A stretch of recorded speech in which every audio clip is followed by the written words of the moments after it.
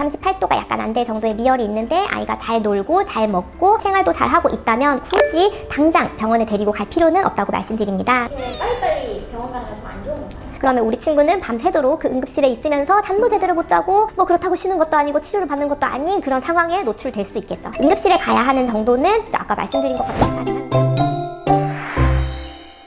안녕하세요. 해운대 함소아 한의원 대표원장 안예지입니다. 원장님, 어린이집 유치원만 다녀오면 감기를 대고 사는 아이들 이유가 뭘까요? 네, 아무래도 아이들이 단체 생활을 하게 되면 감기하는 횟수나 기간이 좀 길어지게 마련이기는 한데요. 첫 번째는 그 나이 때 아이들의 면역력이 아직 약하기 때문에 그렇다고 보시면 돼요. 우리 아이들 같은 경우에는 처음에 태어날 때 모체로부터 받은 면역력이 어느 정도 있고 그것으로 이제 생활을 하다가 그게 생후 6개월 정도 되면은 소진이 되고 그 이후로는 스스로 자기 몸에서 만들어내야 하는데 아직 그런 기능들이 약하다 보니까 면역력이 성인에 비해서는 좀 약한 편이에요. 그렇게 면역력이 약한 아이들이 많이 모여 있다 보니까 이 친구도 감기를 하고 저 친구도 또 다른 감기를 하고 저 친구는 독감을 하고 이런 식으로 이제 감기 바이러스나 세균에 노출될 확률이 높아지기 때문에 감기를 많이 한다고 보시면 되고요. 또 아무래도 그 공간이 조금 좁고 밀폐된 공간에 복작복작 모여 있고 아이들끼리 같은 장난감 같은 것들을 공유를 하다 보니까 더 감염의 기회가 높아지기도 해요. 아무래도 날씨가 좋을 때는 뭐 바깥 활동도 좀 하고 환기도 조금 더 원활하게 할 수 있는데 겨울에는 춥다 보니까 조금 더 밀폐된 공간에 아이들이 함께 들어가 있는 경우가 많아서 조금 더 확률이 높아진다고 보시면 될 것 같습니다. 괜히 병원 갔다가 감기가 더 심해질 것 같아가지고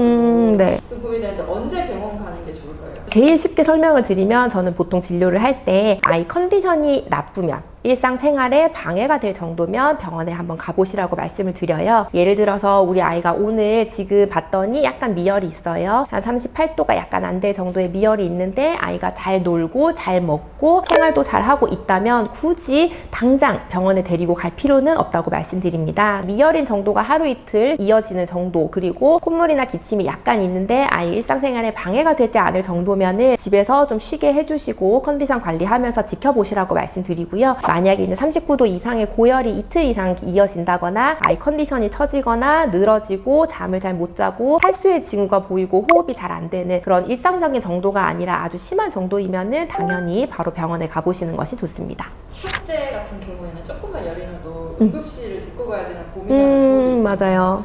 그렇게 빨리빨리 병원 가는 건 좀 안 좋은 건가요? 뭐 안 좋다기보다는 이제 상황에 따라서 조금 다를 수는 있는데요. 예를 들어서 우리 아이가 지금 약간 열이 난다고 해서 바로 이제 응급실에 만약에 밤에 갔다고 하면 그 아이의 응급도는 사실 그렇게 높지 않을 수 있어요. 다른 증상이 없다면. 그렇다면 우리 아이의 순서가 당연하게도 다른 응급한 환자를 보느라고 뒤로 좀 미뤄질 수 있고 그러면 우리 친구는 밤새도록 그 응급실에 있으면서 잠도 제대로 못 자고 뭐 그렇다고 쉬는 것도 아니고 치료를 받는 것도 아닌 그런 상황에 노출될 수 있겠죠. 그러면 오히려 집에서 그냥 푹 쉬고 잠을 푹 자고 하는 것보다 오히려 나쁠 수도 있어요. 그래서 아주 급한 상황이 아니면 사실 밤에 응급실에 가는 것보다는 다음 날에 이제 병원에 방문을 하시는 것을 조금 더 권장을 드리고요. 응급실에 가야 하는 정도는 아까 말씀드린 것과 비슷하긴 한데 호흡이 정말 안 되고 아이의 의식이 조금 떨어지거나 혹은 탈수가 있거나 하는 정도면은 바로 가셔야 하고 경련을 할 때도 응급실에 가셔야 합니다. 그런데 아이가 잘 자고 있는데 열이 난다는 이유로 아이를 들쳐업고 병원에 가실 필요는 없습니다.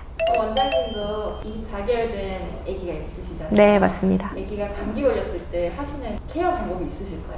아무래도 저는 이제 아이의 감기가 이제 걸릴랑 말랑 하는 이런 기미가 보일 때 가장 중요한 것은 이제 충분하게 휴식을 하는 것이기 때문에 상황이 가능하다면 사실 이제 원에 보내지 않고 집에서 좀 쉴 수 있게끔 많이 도와주고 있습니다. 그래서 집에서 좀 쉬고 평소보다 낮잠도 조금 더 잘 수 있게끔 하거나 무리하지 않고 좀 편안하게 쉴 수 있게끔 하는 것을 가장 중요하게 생각하고 있고요. 두 번째는 이제 미지근한 물을 좀 많이 먹게 하는 거. 그리고 세 번째는 저희 아이는 특히 이제 코 증상이 좀 잘 오고 코가 뒤로 넘어가서 가래가 되는 경우가 많아서 감기 기운이 조금 있거나 할 때는 유제품을 좀 잘 먹이지는 않아요. 유제품 같은 경우에는 코가래를 조금 더 진득하게 만들고 더 배출되기 어렵게 만들 수가 있기 때문에 감기에 걸렸을 때 초반에는 이렇게 세 가지를 같이 해주고 있고요. 당연히 저희 아이 같은 경우에는 저희 집에 있는 감기 한약을 초반에 먹으면서 관리를 하고 있습니다. 감기랑 독감이랑 차이가 있을까요?